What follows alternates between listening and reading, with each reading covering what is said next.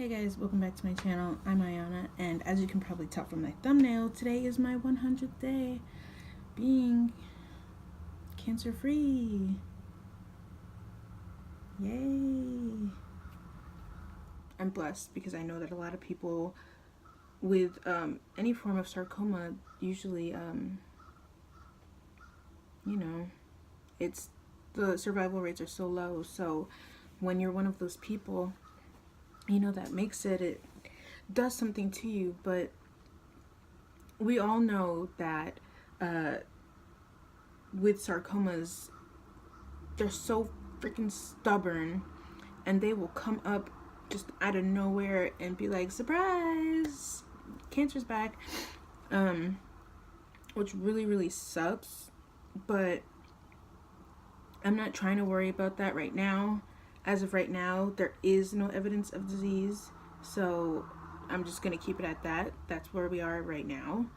But obviously I know that there are possibilities, in the future that things can come up.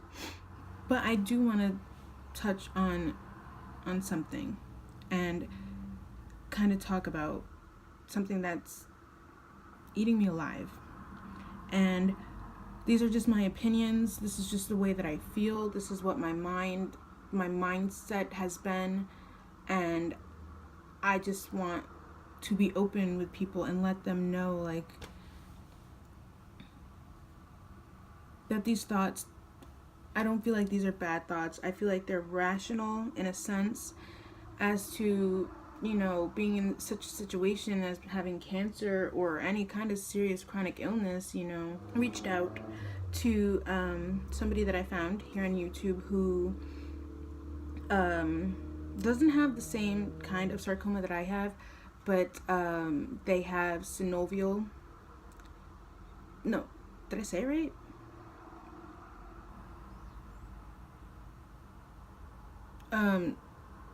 Oh, okay. This person has, but yeah, I found this person, and I actually was able to communicate with them. And listen, that's pretty rare for me to actually get a good response back from another YouTuber. His name is actually Dan. You can actually find his YouTube channel, Pee Wee Toms. I'm gonna link it down here because he's a really awesome guy. Super awesome, sweet, he's hilarious. Just his spirit is just awesome, and I really like it, so I suggest you guys check him out. He posted a video today about how he got his test results from his MRI and his CT scan. They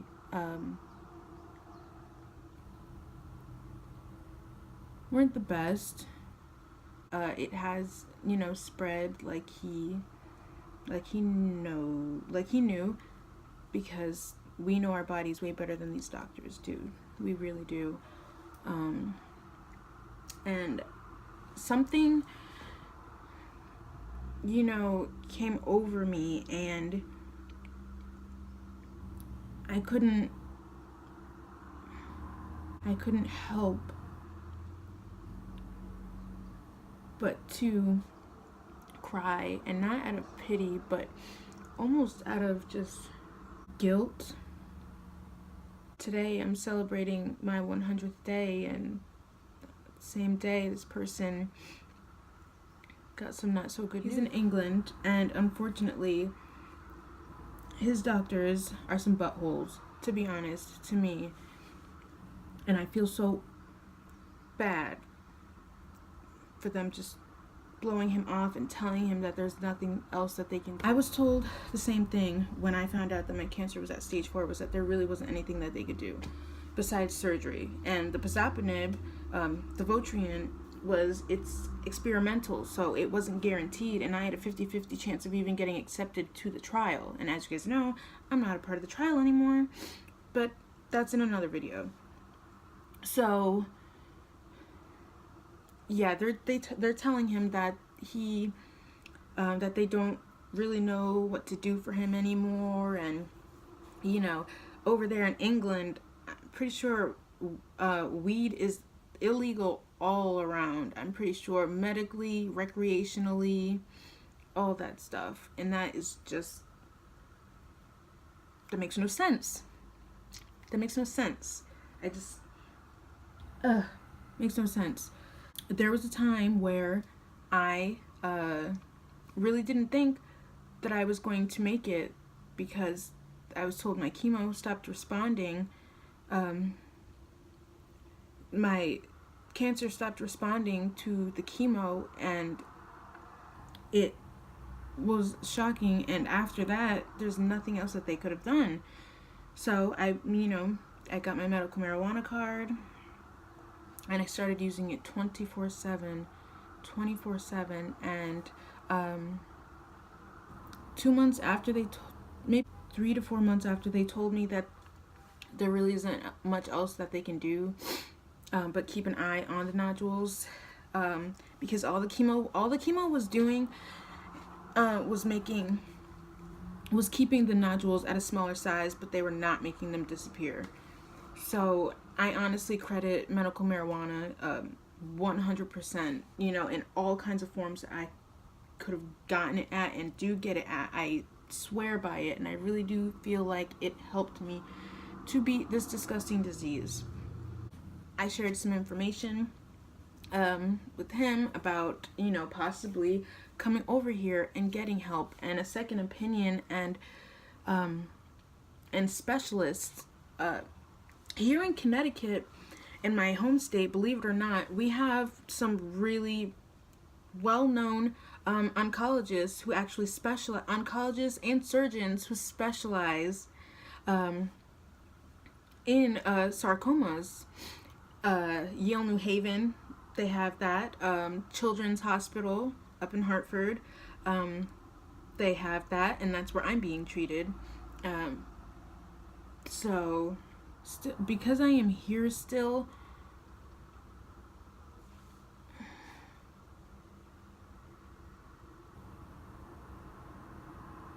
because I am still here,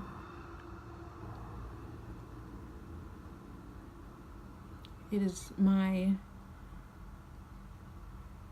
honorable duty to make sure I want to be as supportive as I can. And I absolutely I hate when people tell me, I hate being told that I can't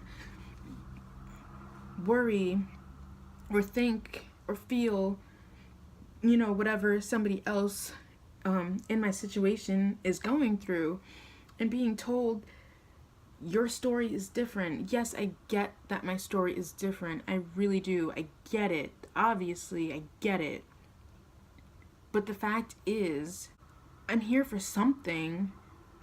It's no fun to feel like you're alone and you can't relate, and that you don't have somebody to relate to, and when I was told that I was cancer free, all I got was a pat on the back. And I'm not saying that that's necessarily a bad thing, but it just made me feel as though, I don't know, maybe I believe that as long as you're doing what you can for yourself, have a blast and help other people. It'll make you feel better. It'll make them feel better. It'll just make everything feel better, just to know that you're helping somebody.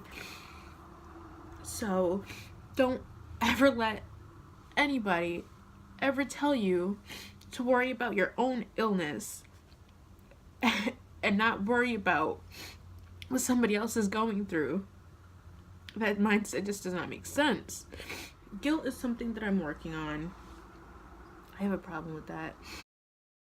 So, as I was recording this video, I was interrupted, but surprised with something I didn't even imagine I would be. That I would show you guys what I was just given. It feels good when people acknowledge,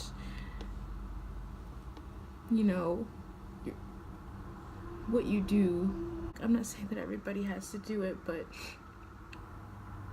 for me, I don't know, just it's an extension. Flowers or anything like that, it's just an extension of, hey, I am proud of you, and you deserve all the happiness. You don't even have to be declared cancer free necessarily for your support system to show you their love in another way besides just words. And I'm still trying to deal with feeling guilty for feeling feeling that I deserve something, but every person affected deserves something. Okay, the card that my sister wrote for me says, "Congratulations, babes. You're doing so good and you're so strong. I love you so much. Keep on fighting, babes. Love, your big little sister." Big little sister, that's what I meant. I made sure that it was yellow, just like my ribbon. The orchids are even like freaking yellow and pink. That's gorgeous. Oh my god. Sorry for the water bricks. I apologize. My makeup got all kinds of ruined, but that is okay because it comes off after I record anyways. Go check out Pee Wee Tom's and give him a whole bunch of love any way you can. He's got a fan page. I'll actually link that too. Don't forget to like this video, but you can if you want. Share it if you want. Yeah, so that's it, guys.